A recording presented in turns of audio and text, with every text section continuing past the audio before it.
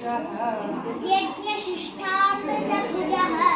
यान्ति ब्रह्म सनातनं नायं लोकोऽस्य यज्ञस्य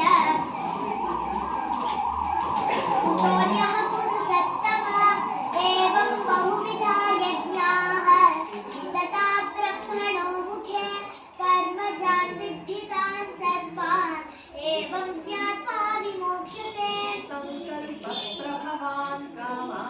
संकल्पप्रभवान् कामान् त्यक्त्वा सर्वान् शेषतः मनसैवेन्द्रियग्रामं विनियम्य शमं ततः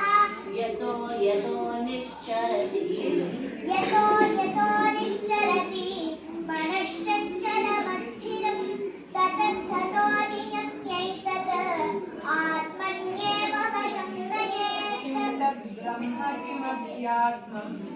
अथ अष्टमोऽध्यायः अक्षरपरब्रह्मयोगः अर्जुन उवाच किं तद्ब्रह्म किमध्यात्मं किं कर्म पुरुषोत्तम अधिभूतं च किं प्रोक्तम् अधिदैवं किमुच्यते अधियज्ञः कथं गोत्र देहेऽस्मिन् मधुसूदन प्रयाणकाले च कथं ज्ञेयोऽसि नियतात्मभिः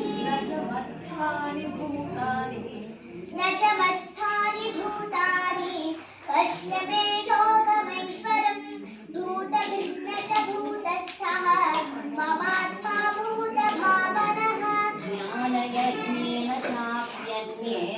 ज्ञानयज्ञेन चाप्यन्ये यजन्तो मामुपासते एकत्वेन पृथक्त्वेन बहुधा विश्वतो मुखम्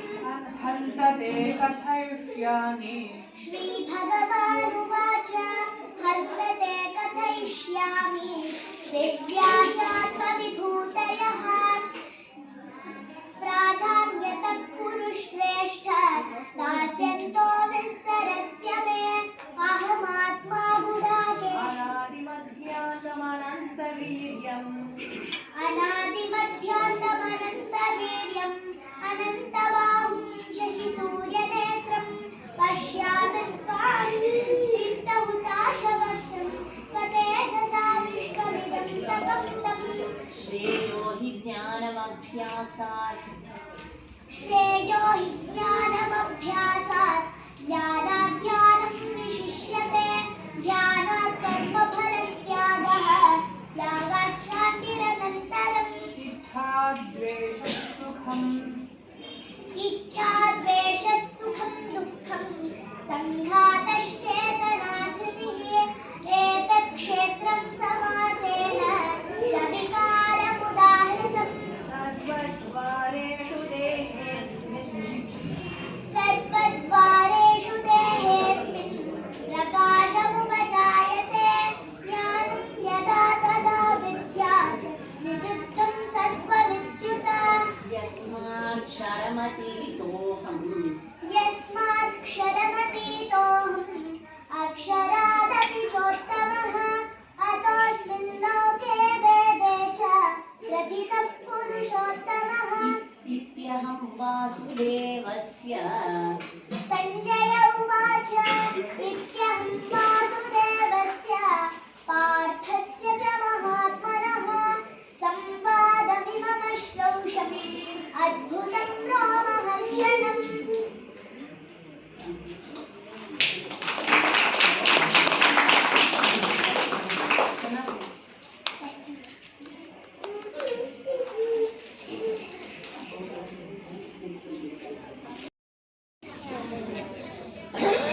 हरि ओम जय श्री कृष्ण ಗುರು ಹಿರಿಯರೆಲ್ಲರಿಗೂ ಹಾಗೂ ಗಣ್ಯ ಅಭ್ಯಾಗತರೆಲ್ಲರಿಗೂ ವೈನವಿಧಿಸಿ ಮಾಡುವ ಭಕ್ತಿಪೂರ್ವಕ ಪ್ರಣಾಮಗಳು. ಶ್ರೀ ಕೃಷ್ಣ ಪರಬ್ರಹ್ಮಣೇ ನಮಃ. ಅಥ ಶ್ರೀಮದ್ಭಗವದ್ಗೀತಾ ತೃತೀಯೋಧ್ಯಾಯಃ ಕರ್ಮಯೋಗಃ.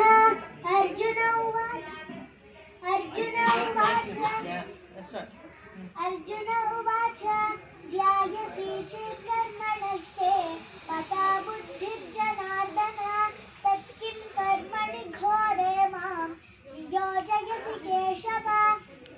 मिश्रेणेव वाक्येन बुद्धिं मोहयसीव मे तदेकं वद निश्चित्य येन श्रेयोऽहमाप्नुयाम्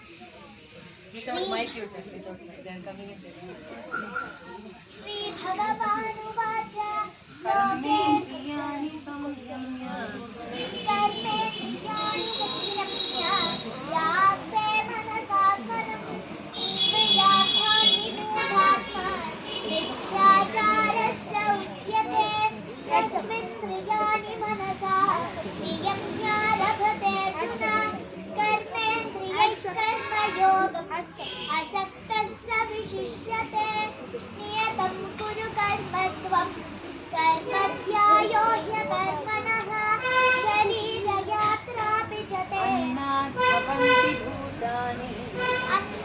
भवन्ति भूतानि पर्जन्यादन्नसम्भवः यज्ञात् भवति पर्जन्यः यज्ञः कर्म समुद्भवः तस्मादसक्तः सततं कार्यं कर्म समाचर असक्तो ह्याचरन् कर्म परमाप्नोति पूरुषः कर्मणैव हि संसिद्धिम् आस्थिता यस्त्विन्द्रियाणि मनसा यस्त्विन्द्रियाणि मनसा नियम्यारभते अर्जुन कर्मेन्द्रियैः कर्मयोगम् असक्तः स विशिष्यते नियतं कुरु कर्म त्वं कर्म ध्यायो ह्यकर्मणः तत्त्ववित्तु महाबाहो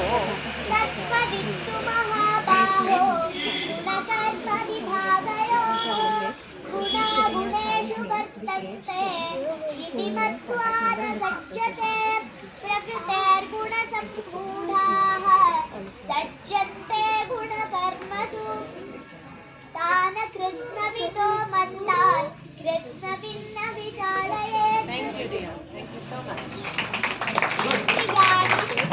इन्द्रियाणि पराण्याहुः इन्द्रियेभ्यः परं मनः मनसस्तु परा Okay, yeah. मनसस्तु परा बुद्धिः यो बुद्धेः परतस्तु सः एवं बुद्धेः परं बुद्ध्वा संस्तभ्यात्मानमात्मना जहि शत्रुं महाबाहो कामरूपं दुरासदम् ॐ तत्सदिति श्रीमद्भगवद्गीतासु उपनिषत्सु ब्रह्मविद्यायां योगशास्त्रे श्रीकृष्णार्जुनसंवादे कर्मयोगो नाम तृतीयोऽध्यायः सर्वं श्रीकृष्णार्पणमस्तु Okay, there's a small request to all the parents whose children are like a part of this group. There's a list being passed on. Please write your child's name, age, class, what chapter, what they're chanting, everything. And please give it to us. Please give the contact number through which we can contact you. WhatsApp as well, let it be a number where we can contact you through WhatsApp also. Please do fill the form. Thank you.